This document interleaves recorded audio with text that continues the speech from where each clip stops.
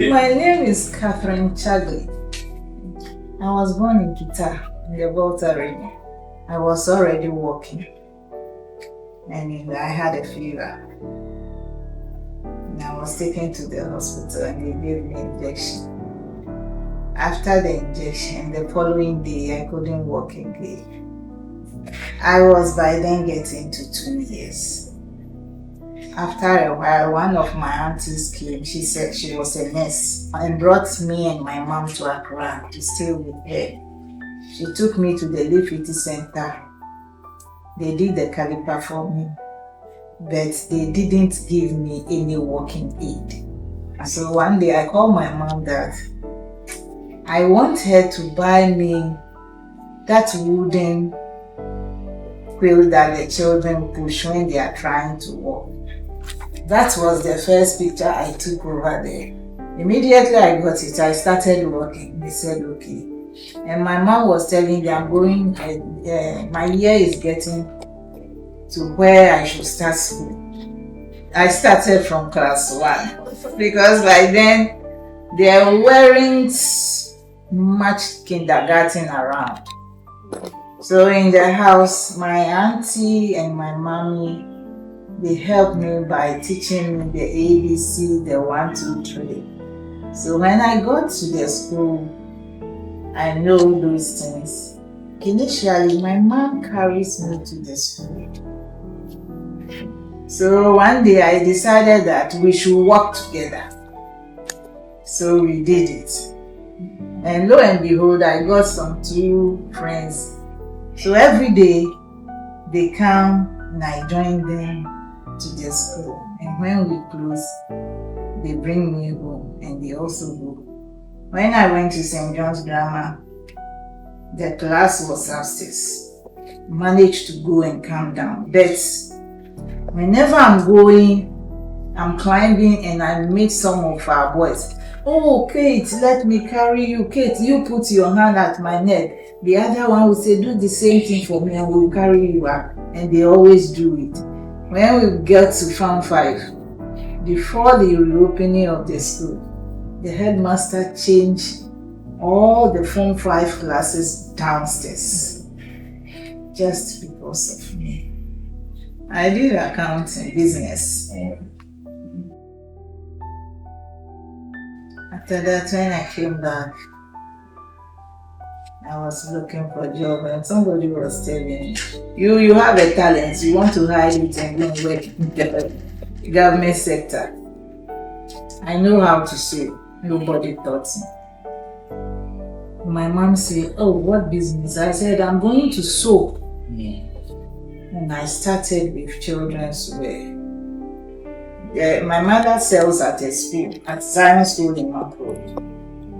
So when I sew the dresses, I show it to the teachers, and immediately it will go. So that was how I started my sewing business. When I was in school, because I used to come to the Lifiti Center for repairs, I one day came and one of the workers, one Mr. Samuel Lapi, he was also a disabled person, and he was telling me that, oh, they want to set up a group comprising all of us. He wants me to join. And I said, okay. So that was in 76 thereby. Some of our members also came from Kumasi. They got the people early and they did inauguration very fast. Before hours. So after the inauguration, we joined. They came to Accra, we inaugurated that of Accra too. And then all the regions.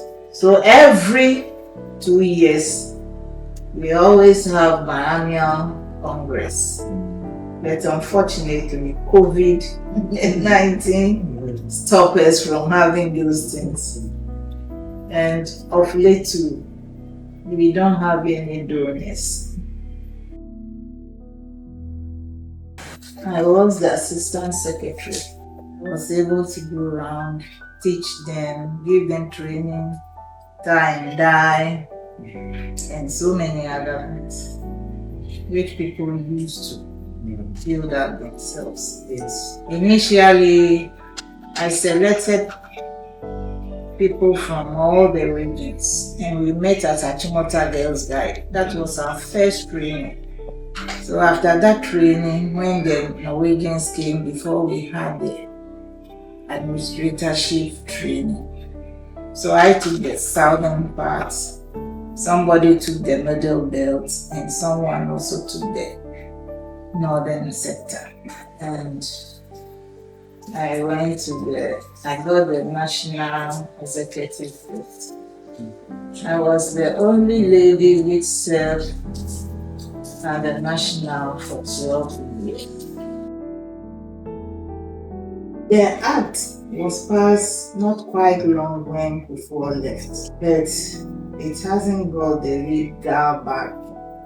Accessibility problem is still there. We've been hammering on it, but I would say we now have the Disability Council.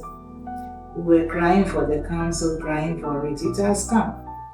But what is coming out of it? That's the problem. There are a lot of things to do. Though they are all trying, but it seems things are going slowly. I wasn't grown like this when my mother called me one day and said, I am not rich. Even if God called me today, I have nothing to live for. But the only thing that is in my heart that I can live for is education. So study hard and come out and be somebody. Even if you can't work at the government sector, you can be in somebody's private shop and be taking note of things that are being sold. It's also part of work. We should let our disabled children come out, give them education, and everything will be okay. If you give your disability child education, he or she won't be a burden on you because he knows what to do to live.